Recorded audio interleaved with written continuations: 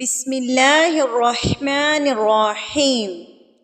الدرس الأول: حروف الهجاء المفردة: ألف، باء، تاء، ثاء، جيم، حاء، خاء، دال، ذال، را، زا، سين، شين، صاد، ضاد، طا، ظا، عين، غين، فا، قاف، كاف، لام، ميم، نون.